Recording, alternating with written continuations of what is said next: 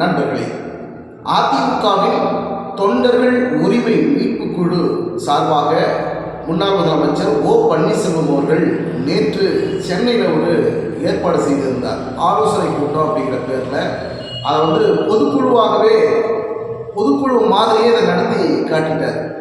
அதிமுக இருக்கக்கூடிய உண்மை தொண்டர்கள், விசுவாசமான தொண்டர்கள் அதிமுகவின் தொண்டர்கள் உரிமை மீட்பு குழுவில் தான் இருக்கிறாங்க, நீங்கள் தான் எனக்கு பலம் அப்படின்னு தொண்டர்களை பார்த்து ஓ பன்னீர்செல்வம் அவர்கள் பெருந்தம் கொள்கிற அளவில் பேசினார்.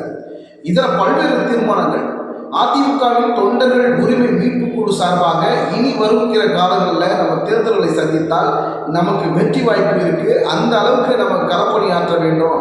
நம்மளை கண்டு வெற்றியை கண்டு நம்ம கூட கூட்டணி வைக்கிற அளவில், நம்ம கூட பேச்சுவார்த்தை பண்ணுற அளவில் நம்மளுடைய செயல்பாடுகள் இருக்கணும் அப்படின்னு ஓ பன்னீர்செல்வம் அவர்கள் இந்த ஆலோசனை கூட்டத்தில் வெகுவாக பல்வேறு தீர்மானங்களை நிறைவேற்றியிருக்கிறாங்க. அதில் சில தீர்மானங்கள் முக்கிய தீர்மானங்கள்.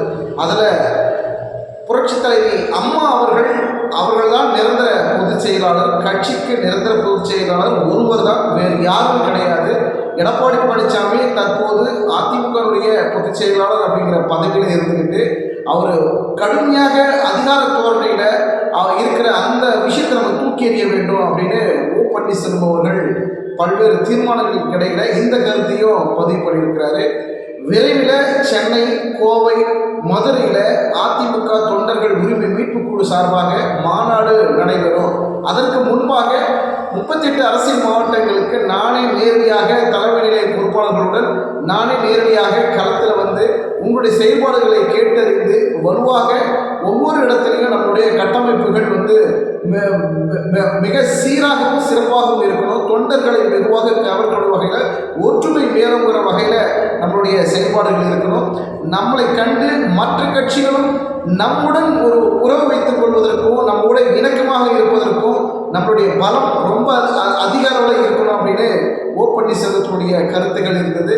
பண்ருட்டி ராமச்சந்திரன் அவர்கள் பேசுகின்ற பொழுது, எடப்பாடி பழனிசாமி இருக்கிற வரைக்கும் அதிமுகவுடைய பொதுச் செயலாளர் எடப்பாடி பழனிசாமி இருக்கிற வரைக்கும் அதிமுக ஜெயிக்கிறதுங்கிறது கஷ்டம். அவரை நம்பி யாருமே ஓட்டு போட மாட்டாங்க. எடப்பாடி பழனிசாமி அதிமுகவுடைய பொதுச் செயலாளர் ஒரு பிம்பத்தில் இருக்கிறதுனால அதிமுகவுடைய இரட்டை இலை சின்னம் நமக்கு கிடைத்துவிடும் அப்படிங்கிற எண்ணத்தில் இருக்கிறாரு. இது ஒருபோதும் பலிக்காது. எடப்பாடி பழனிசாமி நம்பி யாரும் வாக்களிக்க மாட்டார்கள். அதிமுக அவருடைய தலைமையில் யாரும் ஜெயிப்பதற்கு வாய்ப்பு இல்லை. 2026 சட்டமன்ற தேர்தலில் நமக்கு மிகப்பெரிய ஒரு வாய்ப்பு இருக்குது. அதிமுகவுடைய தொண்டர்கள் உரிமை மீட்பு குழு சார்பாக நமக்கு ஒரு பலமான ஒரு இடம் இருக்கிறது. ஓ பன்னீர்செல்வம் அவர்கள் அதற்காக கடுமையாக உழைத்துக் கொண்டிருக்கிறார் அப்படிங்கிற விஷயத்தை வந்து பண்ருட்டி ராமச்சந்திரன் அவர்கள் அவருடைய கருத்துக்களை பகிர்ந்தார். ஓ பன்னீர்செல்வத்தினுடைய அடுத்தடுத்த அரசியல் வியூகங்களால் எடப்பாடி பழனிசாமிக்கு ஒரு மிகப்பெரிய ஒரு நெருக்கடி கொடுக்கும். அதிமுக இருக்கக்கூடிய உண்மை தொண்டர்கள் ஓ பன்னீர்செல்வம் தரப்பில் ஓ பன்னீர்செல்வத்தினுடைய விசுவாசமாக ஆதரவாளராக மாறுகிறார்கள். அப்படிப்பட்ட அதிமுக உண்மை தொண்டர்கள் நாளுக்கு நாள் நமக்கு வரவேற்பும் அதிகரித்து கொண்டு தான் இருக்கும் அப்படிங்கிற ஒரு மிகப்பெரிய ஒரு வரவேற்பு இருக்குது அப்படிங்கிறத ஓ பன்னீர்செல்வம் அவர்களுடைய கருத்துக்களை பகிர்ந்தார். இப்படிப்பட்ட ஒரு சூழலில் அதிமுகவுடைய தொண்டர்கள் உரிமை மீட்பு குழுவில் மாவட்ட செயலாளர்களுக்கு அதிரடியாக ஓ பன்னீர்செல்வம் அவர்கள் உத்தரவு போட்டிருக்கிறாரு. நீங்கள் வந்து கடுமையாக உழைக்க வேண்டும். நம்ம அம்மாவுடைய ஆசை நமக்கு எப்பவுமே இருக்கும். நம்ம வருகிற 2026 சட்டமன்ற தேர்தலில் நம்ம பலத்தை நிரூபித்து நம்ம பல இடங்களில் பல மாவட்டங்களில் வெற்றி பெற்று ஆக வேண்டும். அதற்காக நீங்கள் கடுமையாக உழைக்க வேண்டும் அப்படின்னு மாவட்ட செயலாளர்களுக்கு அதிரடியாக ஓ பன்னீர்செல்வம் அவர்கள் உத்தரவு போட்டிருக்கிறாரு. இதன் அடிப்படையில் அனைத்து தொண்டர்களும் பங்கேற்றவர்கள் வந்து பார்த்திங்கன்னா உற்சாகமாக, இது வந்து ஒரு ஆலோசனை கூட்டம் மாதிரி தெரியலைங்க, இது வந்து ஒரு மாநாடுக்கு இணையாகவும் பொதுக்குழுக்கு இணையாகவும் நம்முடைய இந்த ஆலோசனை கூட்டம் இருக்குது. அப்படிப்பட்ட ஒரு இடத்துல நம்ம இந்த கூடியிருக்கக்கூடிய நம்ம நிச்சயமாக அண்ணன் ஓ பன்னீர்செல்வம் அவர்களுடைய வழிகாட்டுதலில் அவர் சொல்கின்றவாறு நம்ம வழி நடப்போம் அப்படின்னு அனைத்து தொண்டர்களும் உறுதியேற்று இருக்கக்கூடிய அந்த அதிமுகவுடைய தொண்டர் உரிமை மீட்பு குழுவில் இப்படிப்பட்ட ஒரு மிகப்பெரிய ஒரு தீர்மானத்துக்கு நடுவில் ஓ பன்னீர்செல்வம் கடுமையாக உழைக்க வேண்டும். தொண்டர்களுடைய ஒவ்வொருவருடைய ஆதரவு நமக்கு இருக்குது. அம்மாவுடைய ஆசி இருக்குது. அதிமுகவை நாம் மீண்டும் நிலைநாட்ட வேண்டும். எடப்பாடி பழனிசாமி அதிமுகவுடைய பொதுச் செயலாளர் அந்த இடத்திலிருந்து அவரை தூக்கி எறிந்துவிட்டு அனைத்து தலைவர்களும் ஒன்றிணைக்கக்கூடிய ஒரு காலம் மிக விரைவில் வரும். அப்படி ஒரு சூழலை நாம் மேலும் மேலும் தொடர்ந்து உருவாக்கி கொண்டே இருக்க வேண்டும், அழுத்தம் கொடுத்து கொண்டே இருக்க வேண்டும். அதிமுகவுடைய தொண்டர்கள் உரிமையை நாம் ஒருபோதும் விட்டுவிடக்கூடாது அப்படிங்கிற ஒரு நிலைப்பாடுக்குள்ள ஓ பன்னீர்செல்வம் அவருடைய கருத்துகள் ஆழமாக பதிவு செய்திருக்கிறார். இந்த தொண்டர்கள் உரிமை மீட்பு குழு சார்பாக அம்மாவுக்கு கொடுக்கக்கூடிய ஒவ்வொரு வெற்றியும் நாம் தொண்டர்கள் மத்தியிலிருந்து கிடைக்கப்பெற்ற வெற்றியாக, அம்மாவுக்கு காணிக்கையாக, பரிசாக நாம் கொடுக்கக்கூடிய காலம் நாம் மிக விரைவில் இருக்கிறது. அப்படிப்பட்ட ஒரு சூழலை நாம் பயணம் பண்ணி கொண்டிருக்கிறோம். 2026 சட்டமன்ற தேர்தலில் அப்படிப்பட்ட வெற்றியை நாம் பெற்று ஆக வேண்டும். அம்மாவுக்கு அந்த வெற்றியை நாம் சமர்ப்பணம் செய்ய வேண்டும் அப்படிங்கிற ஒரு சூழலையும் ஓ பன்னீர்செல்வம் அவர்கள் எடுத்திருக்கிறாங்க. பொறுத்திருந்து பார்க்கலாம். எடப்பாடி பழனிசாமிக்கு தொடரும் அடுத்தடுத்த நெருக்கடிகள், இரட்டை இலை சின்னம், தேர்தல் ஆணையத்துக்கு உத்தரவிட்டிருக்கக்கூடிய நீதிமன்றம் 4 வார காலத்தில் இரட்டை இலை சின்னம் குறித்தான ஆலோசனைகளை கேட்டு தேர்தல் ஆணையம் உடனடியாக நடவடிக்கை எடுக்க வேண்டும் அப்படிங்கிற பல்வேறு நெருக்கடிகள் உயர்நீதிமன்றம் மூலியமாக எடப்பாடி பழனிசாமிக்கு தொடர்கிறது. அது மட்டும் இல்லாமல் கொடநாடு கொள்ளை வழக்கிலையும் விசாரிக்க வேண்டும். எடப்பாடி பழனிசாமி தரப்பிலையும் சரி, சசிகலா தரப்பிலையும் இதை விசாரிக்கக்கூடிய ஒரு முகாந்திரம் இருக்குது. அது உடனடியாக விசாரிக்க வேண்டும் அப்படின்னு நீதிமன்றமும் ஒரு கிடுக்குப்படி போடுற அளவில் எடப்பாடி பழனிசாமிக்கு பல நெருக்கடிகள் கொடுக்குறாங்க.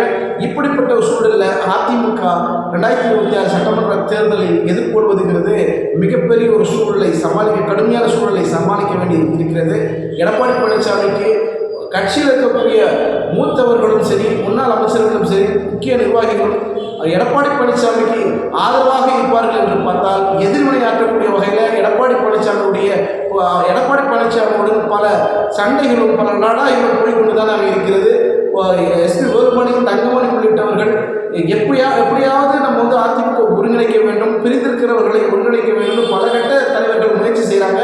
செங்கோட்டையை நினைத்தால் இது வெகுவாக ஈர்க்கப்படும்.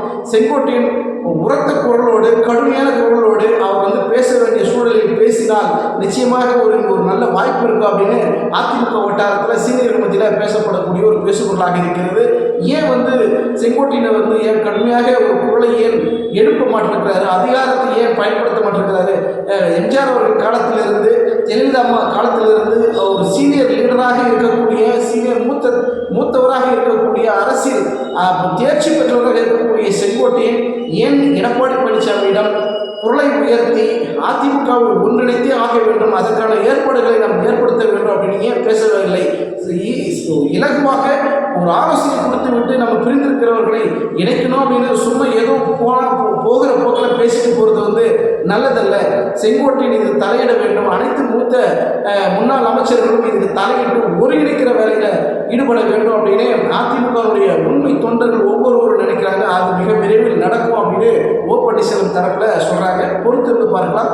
2026 சட்டமன்ற தேர்தல் எடப்பாடிக்கு சாதகமாகவோ ஓ பன்னீர்செல்வத்துக்கு சாதகமாகவோ அமையுமா அல்லது பாதகமாக அமையுமா அப்படிங்கிறத நம்ம பொறுத்திருந்து பார்க்கலாம். நன்றி, வணக்கம்.